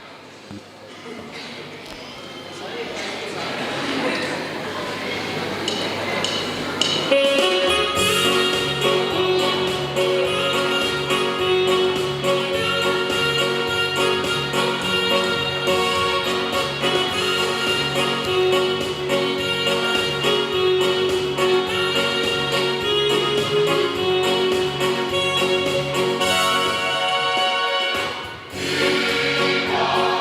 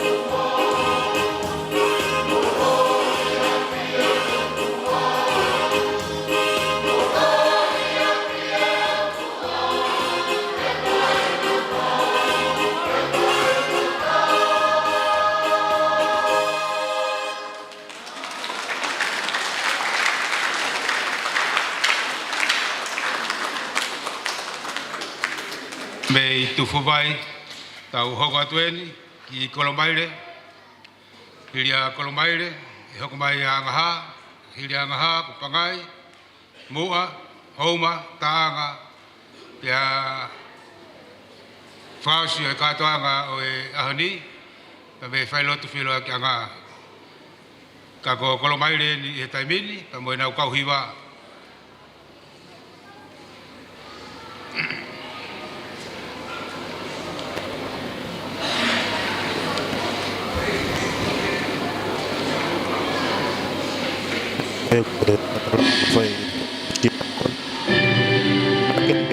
Feta hiva me sas mo na problema. Quando tem uma hina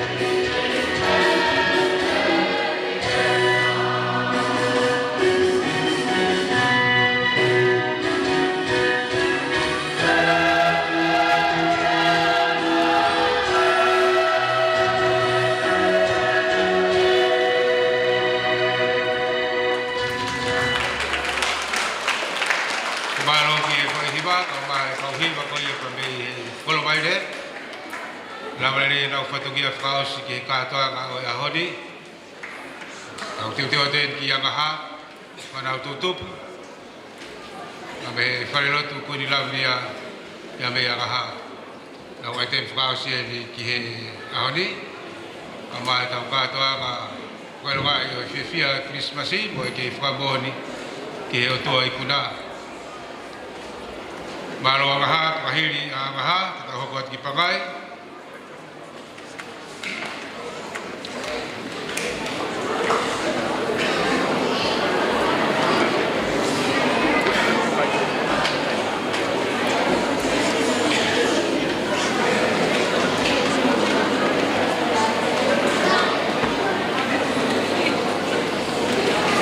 Pembawa Taipei ke kau kau se tota kau tak tau tupu ke tau himai baru tau ka toga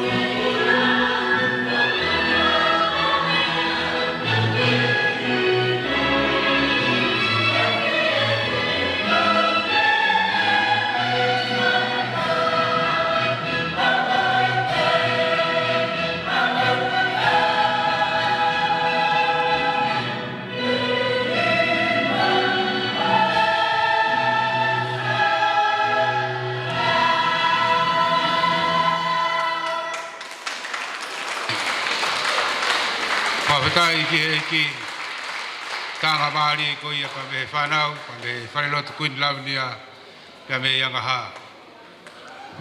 Ko pangai eni, amara ki tau hoko at ki ai, hiri a pangai, ka koe mua, hoko at ki ai a houma, pia taanga, pia koe whakasile wa ko honua. Ko maaro atu mo tolu kutoa peu tau ki kau whakataha, e ka tongan, ka te pe kore koni, kau taki tau tupu, ka mai tau whanau, tau whanonga lele, mai tau whiawhia, ko hi koe kātoanga o tauni, whai anō whotu mai pa me office lahi, pa me i tonga iki, amara ki tau i kunaia. Wakai at pe koe aitem whakausi a pangai ki pōri, koe hiwa, ko maro at pangai,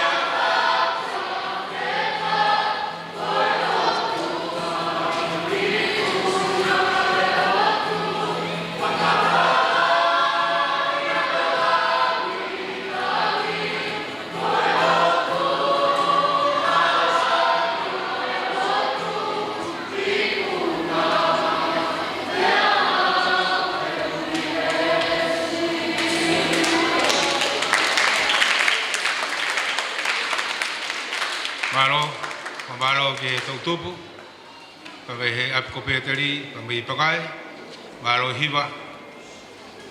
Koe tahoko toi ki mua. Whanau pawe tautupu, pawe he wahe ka mua. Pakai at koe nau hiva. Taka wari na whai pawe pakai, ki whamore pe koe tuai kuna, o tau hiki ai. Whanau en pawe he wahe ka mua.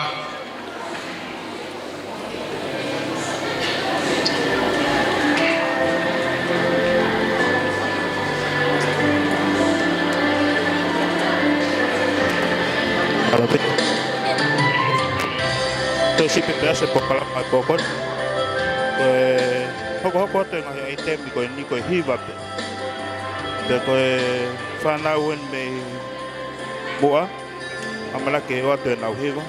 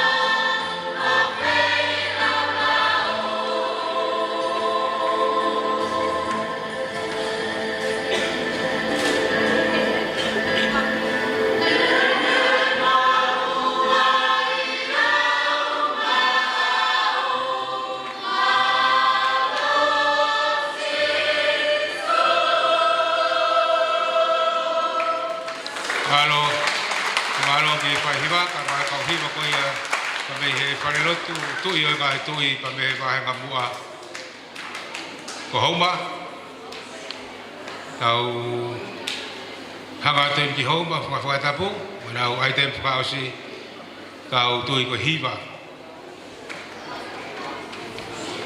whanawen pa me he whailotu e moita ngata pa me mua whanua kai ngā taka ka ma ai whaifkau pule reo reo o e wahi whanua Hilipia hauma, te tau hoko tulewa ki tāanga, a kone hilipia tāanga, o e whakasi, ko e whanau pa me whailotu whiloa ki anga. Tō e tau taritari ki hauma, ko rea tupua kau taki tau tupu, ka ma kau tau whanau, ko ma pōpu mai mo e tau whanau ki lotoni, tau pe tau ai te me ua. Ka whaihona whakakoloa ki tau tonu, e whaifkau kore reo reo.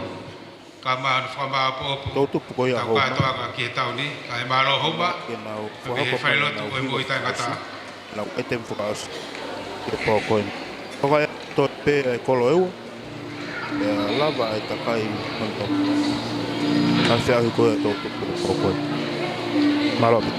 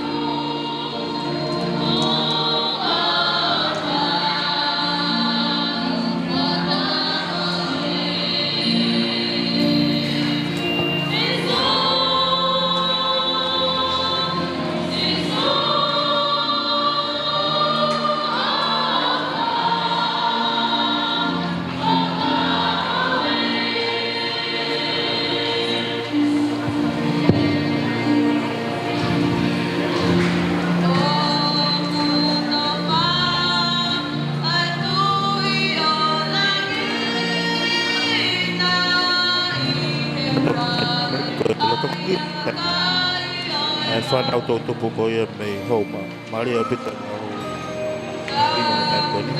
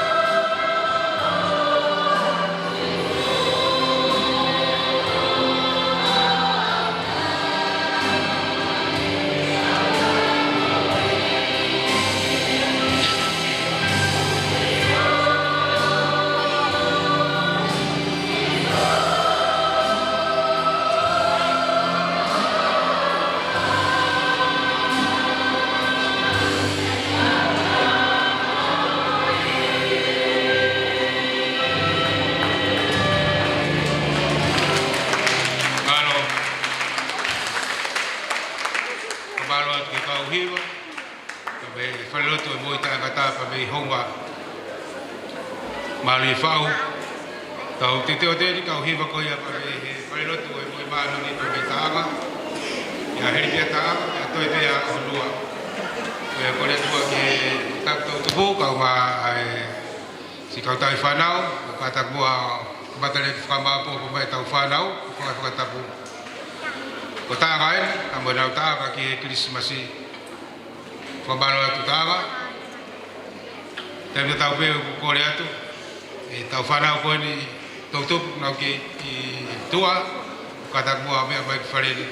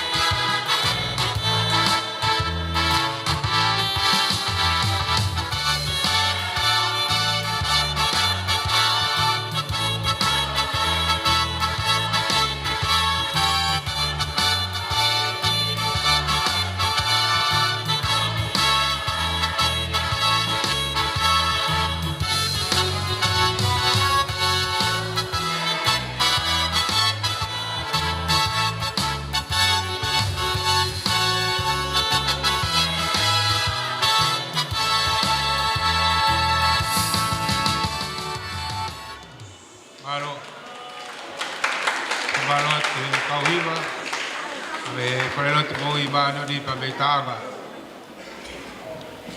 Tau te atu ki he katongi a frausi o e poni. Ama e programa ko te ho e ko ngawe mai tautupu o e vai whanua e wa ki he tauri. Ama popo ia e whanau pa mo e tautupu o e whanau te whiloa ki anga pa me i honua. Rope ho mea sea. Ko e ngalu tuku e nio e kātoanga ko te ho e ko pat ngawe. Ma e vai whanua, ma hana tautupu, ka ma hana whanau. Piange koe kaweinga, ko whai hono whong ki tau tolu ki ai. Koe tua tau lotu ki ai, koe tua tu ki mua taha pe ia. Pa koe konga e tau whamatala tua ki hene tu ki mua nā nei kuna. Ko ne hoko mai ki kuna ki tau tolu. Whakatolo atsea ka hiri pe e whatungia o nua. E hoko atai pe e wheitu ona, ki he whakakoloa. O e kātoanga o e pōni, kata ki whakawasi ki he whaifukau e o potu ngāwe. O me whakapa maa pōpo e ngāwe o e pōni. Maro o pito. Maro o nua.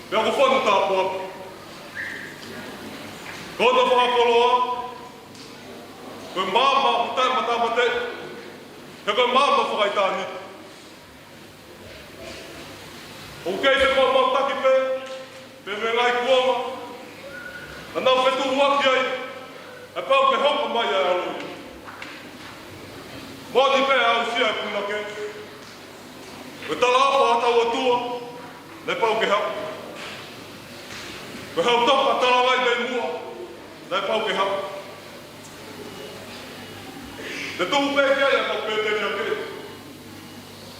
E palo pisa ya so mon.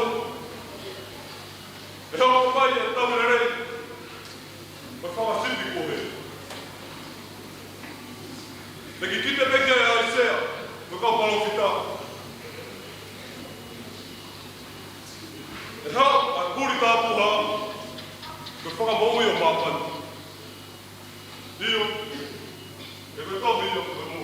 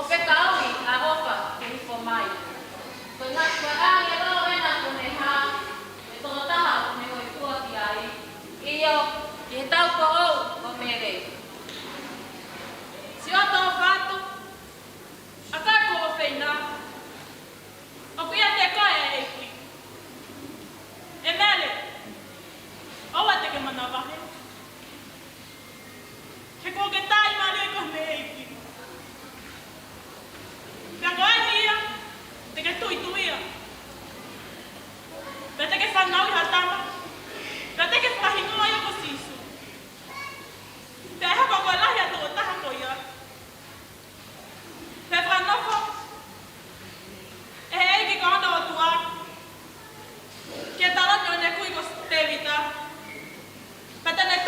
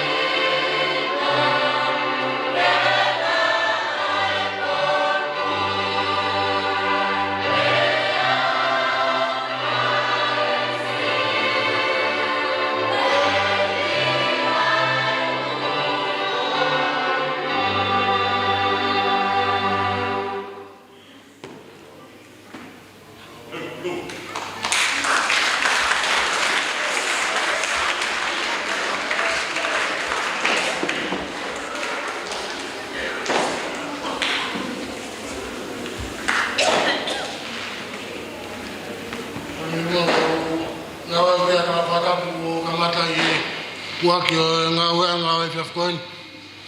Tupe mua mo ke upu ke whainga maari o e whiawhin. Ke whakoloa pe, ke whahounga e whainga maari e ko tuku mai. Te whaftai ka tua ko ia ko tau i whatongia, te wau mai eni ki e whaosinga o ngā uanga. Ui kuna, ai teu nai whahoko e kau takpotu ngā ue. E mātua whaifkau. E pē, ka teki nau tolu kotoa pē, ngā i mātua. Tau i kuna ia e whiawhkoen. Pea, uwakai wa pē ke polokala mā, upe he ko e whakakatoa whakaloto lahi, ko hi, ko tautupu i e ngā ue o e whiawhkoen. O mā pōpu pepe o e whakaloto lahi o whai e whiawhkoen i tautupu, ange ko ia mō mea i, ko tau o tua, ko o tua i kuna. Ko tau o tua, ko o tua i kuna. Talu ka mata mai e ngā ue anga, ko tau whakaosin. Me uki ai pē, i tautupu, ai tautupu e whunga whanua, ko o tua i kuna. A ueni e ahon, a whaos, o ngā ue ko tau whia. Koe whamana pē, ko o tua i kuna o tau o tua. Hange pē ko ia, ko ngai tā noa pa me ngai resoni ko ngā ue aki e whiawhini. Ko o tua i kuna, e kune liliu. O kune liliu, e tau mo ui. Hange ko ia, ko ngai resoni na tau sio ki ai. Ngai whaino hino ngai ako naki, na mai me ngai tautupu. O whilawe i pia mohanga e o tua o liliu e tau mo ui. Ko whamuoni o tua i kuna, une whai o tau liliu. Io, o tua i kuna, e une muamua. Une muamua, e te tau tolu. O tau tuuta e ni whaasio se tau. Toi pelau aho, ka tau i kuna, a tau koen. Ko hi, na ne hawhaki e tau mo ui, mi hala whanonga, mahina e hongo fulu mātaha ko tau si tua ki ai. Whanonga eni wa mahina tuku o tau. O tau ke ina spe e mo ui. Ko o tua, o tau tolu, o tau o tua i kuna ia. O manatu at pe, o te kumotolu tau tupu. O tau o tua i kuna. O kune liliu, o kune malava, ai tae malava. Hange pe ko ia, ngā e talanoa e whiawhkoen. O kui kai hoko pena i kai hoko pe he, ai anga o tuu pa mo e whanonga e tangata. Hange ko ia, ko e talana e whahoko ki amere. Ka koe o tua i kuna ia, ko e tua malava, ko e tua une. Liliu e tau whanonga, me anga e tau mo ui. Ka tau ange pe. Ka tau mātuku e pōkoen, ka tau ka ausia, ai whaki ai, mea ofa ko ia koe plinisi o merino. Tau ange pe ngai tau tupu. Tau mao kismas fia fia, ka tau ka ausia, tau fōu, tau hanga ki ai. Tau mao a tau fōu monu ia. Ko iau pe ai whakatolahi, whai mau tau tolu e whiawhkoen. Malo. Malo, o kore whamore moe at pe sea. Pe ke whai at pe ki whamalo tua nou koe. Whamalo ia e ngā ue ko tau whea e weekend. Whamalo lahi atu katu mou tolu. Ka pai kai ka kato e whamalo, tu pe ke hoko mai e ipuna e o tua mā tau tolu. Ka ko tau kato e ngahi whatongia ko toa pe. Wako iau whai atu e whamalo tua pe me motuani koe hui koe ngopotu ngā ue. O mou pou, koe hui ngai e malawa e whatongia koe. Iau mou wakaipe. Koe tohi tapu e ni e tau whanau i ahon. Koe nau tohi tapu e. Koe mea ni whai ake nau malanga, koe mea ni whai ake nau talaloto, mea nau fia ai. Pa koe hui ngai e whatu e programa koe ni. Koe nau tohi tapu e. Pa koe ia koe whamalo atu e kau ngai tau ke te whaifakau. Kau mā hoeki, hama tāpure. Kau mā e sea. E kei mau taimi. Le tari ai kore motuani hau whakalangi ai tau kātoanga. Pa koe au kou whiawhia. Wha pe tau fiefia. Tau hiwa I tō taha pe. Jesus is the winner man. Jesus is the winner man. A winner man. Winner man. Jesus is the winner man. A winner man all the time. A winner man, winner man, winner man.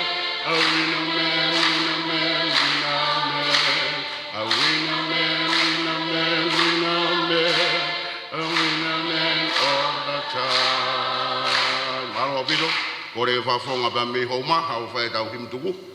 Aku whakatoa sea, whamaro laiat, te motor ko tape, tua whaat, maro.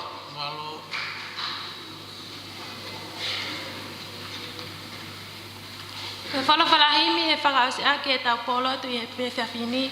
Kono whange au ono ngofure himi, whano noa ke mo mea ke tau hiwa.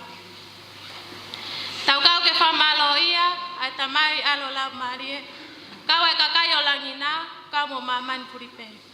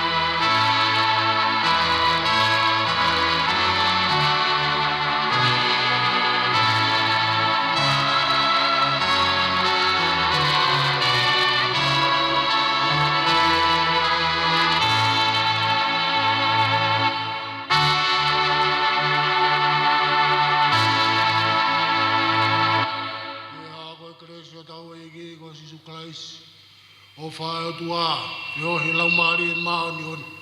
No whmaua ai e mo mautolpa mo e siasin, pia whaipe o tai ngata, e meni.